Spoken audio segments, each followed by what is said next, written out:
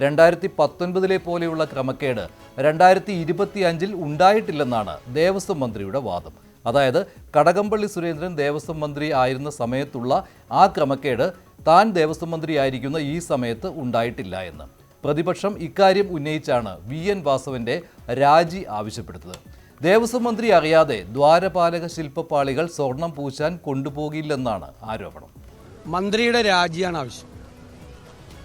SITയുടെ മീതെയുള്ള മുഖ്യമന്ത്രിയുടെ ഓഫീസിന്റെ അനാവശ്യമായ സമ്മർദ്ദം ഇത് അവസാനിപ്പിക്കണം.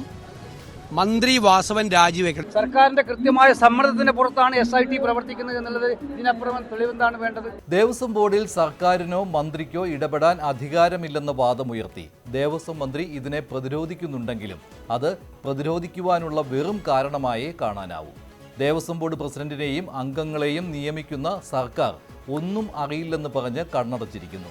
ദേവസ്വം മന്ത്രി VN വാസവന്റെ രാജിയും മുൻ ദേവസ്വം മന്ത്രി കടകംപള്ളി സുരേന്ദ്രന്റെ അറസ്റ്റും പ്രതിപക്ഷം ആവശ്യപ്പെടുമ്പോൾ UDFനെയും സ്വർണ്ണക്കൊള്ളയിലേക്ക് വലിച്ചിടാൻ പഠിച്ച പണി 18 പയറ്റുകയാണ് CPM. മന്ത്രിമാർ പോലും ഇതിന് മുന്നിട്ടിറങ്ങുന്നു. പഴയ വീറും വാശി ഉത്സാഹമൊന്നും പ്രതിപക്ഷ നേതാവിനും കോൺഗ്രസ് നേതാക്കൾക്കും കാണാത്തതെന്താ? അവർക്കൊരു ഉൾക്കിടിലം ഉണ്ടായിരിക്കുന്നു എന്നുള്ളതാണ് വസ്തുത.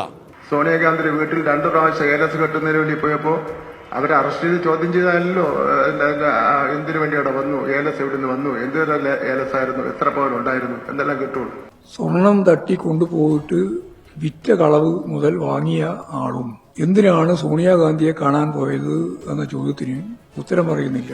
പോറ്റി സോണിയാഗാന്ധിയെ കണ്ടതും അടൂർ പ്രകാശും ആന്റോ ആന്റണിയും അകമ്പടി സേവിച്ചതുമാണ് പിടിവള്ളി.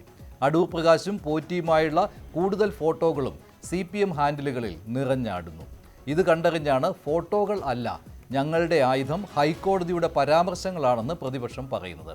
അതിൽ ന്യായവുമുണ്ട്. ഹൈക്കോടതിയിൽ വിജിലൻസും പ്രത്യേക അന്വേഷണ സംഘവും കൊടുത്ത റിപ്പോർട്ടുകളിലൂടെയാണ് 2019 സ്വർണ്ണക്കൊള്ളയുടെ രഹസ്യങ്ങൾ പുറത്തു വന്നത്. 2024-25 ഇടപാട് സംശയകരമാണെന്ന് ഹൈക്കോടതിയാണ് പരാമർശം നടത്തിയത്. ഇതൊന്നും പോറ്റിയും കടകംപള്ളിയും ഒത്തുള്ള ഫോട്ടോയിൽ നിന്ന് വന്ന തെളിവുകളല്ല.